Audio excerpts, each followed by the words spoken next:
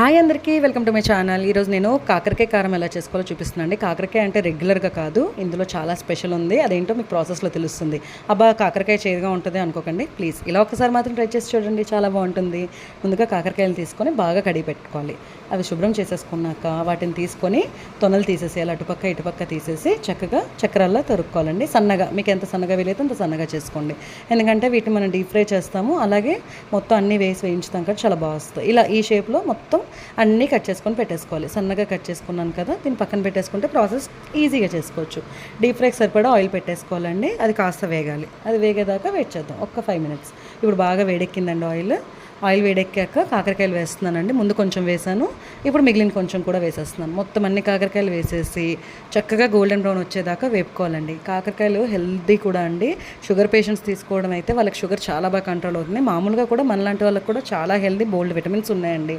ఈ కాకరకాయలు వేగేలోపు మనం 1 కప్పు పుట్నాలు జీరా తీసుకొని మిక్సీ పట్టేసుకోవాలి. డైరెక్ట్గా పచ్చిదే, దాన్ని ఏం వేపక్కర్లేదండి. ఈలోపు కాకరకాయలని మధ్య మధ్యలో తిప్పుతూ ఉండాలి.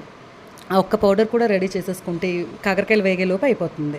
ఇప్పుడు చూసారా, కాకరకాయలు కరెక్ట్గా ఈ కలర్ రాగానే మనం తీసేయాలండి. ఇంకెక్కువ అయితే మాడిపోతాయి. చూసారా, కరెక్ట్గా వేగాయి, చాలు. ఈ మాత్రం వేగిపోతే మొత్తం తీసి పక్కన పెట్టేసుకుందాం. కాకరకాయలు వేగిపోయి ఇప్పుడు అదే ప్యాన్లో మనం 1 కప్ పల్లీలు తీసుకుంటున్నాం. పల్లీలు వేయడం వల్ల ఎక్స్ట్రా టేస్ట్ వస్తుందండి. 1 కప్ పల్లీలు తీసుకొని డీప్ ఫ్రై చేసి ఒక్క 1 minute సరిపోతుందండి. ఆయిల్ వేడెక్కుంది కదా, తీసేసుకుందాం. కాకరకాయలు తీసుకున్నాం కదా, దాంట్లోనే వేసేసుకోవచ్చు. వేసేసి పక్కన పెట్టేద్దాం.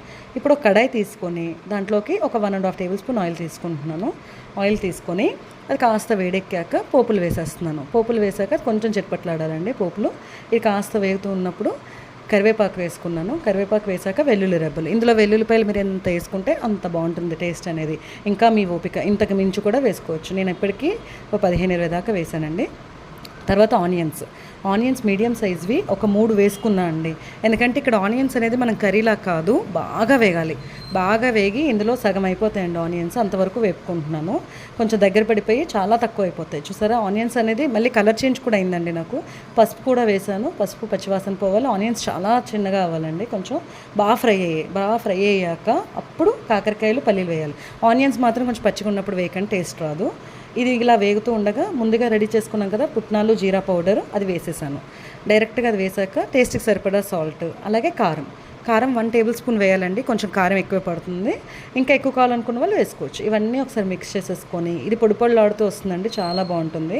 ఒక 2 minutes వదిలేయాలండి ఫ్లేమ్ పైన. ఎందుకంటే ఒకదానికొకటి బాగా పడితేనే అప్పుడు టేస్ట్ బాగుంటుంది. ఇలా ఒక 2 minutes అయ్యాక టెక్స్చర్ చూసారు ఎంత బాగా వచ్చిందో. ఇది అన్నంలోకి తింటే వేడివేడిగా అదిరిపోద్దండి. మీరు చేసి ఒకసారి కమెంట్ చేయండి. Thanks for watching my video. Please subscribe my channel. Have a nice day. Bye.